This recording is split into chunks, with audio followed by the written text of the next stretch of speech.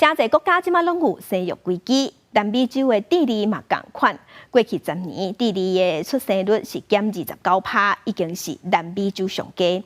学者就分析讲，除了因国家并无提供完善的托育支持，加上女性即马教育水准咧提升，职业妇女增加，要生唔生有更较侪生育自主权，这些拢是主要的原因。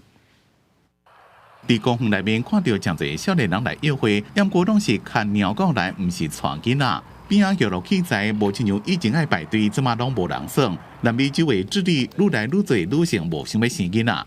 No quiero tener hijos porque no quiero, sino que es porque el mundo no necesita un humano, un hijo mío biológico, no lo necesita. Somos millones de humanos, hay sobrepoblación, hay escasez hídrica, contaminación. 除了国家部伫咧儿童照护这方面提供完善的支持，互人担心囡仔生了饲袂起，也有人是惊讲生囡仔了生活品质会变歹。Es una labor sumamente abnegada y que no se aviene con mis deseos, mis necesidades, mi proyecto de vida en lo absoluto.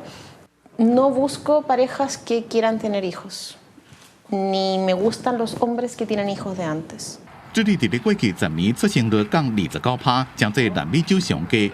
智利国家统计局资料显示，平均每一位女性一世人只敢若生1.17个囡仔，比维持人口所需要的2.1人少真多。学者分析主要原因是，智利2008年开始大学免学费，女性的教育程度跟就业率拢增加，也互女性自我意识变悬。Hablamos de mujeres que no tienen hijos, no solamente tenemos que hablar de mujeres que han decidido no tenerlo porque no quieren ser madres.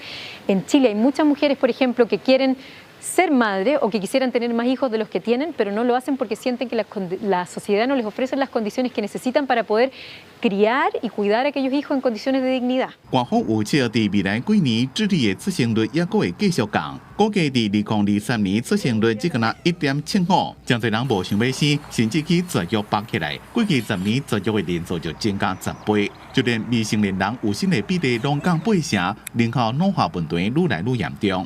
公司新闻张伟玲、吴其昌编写。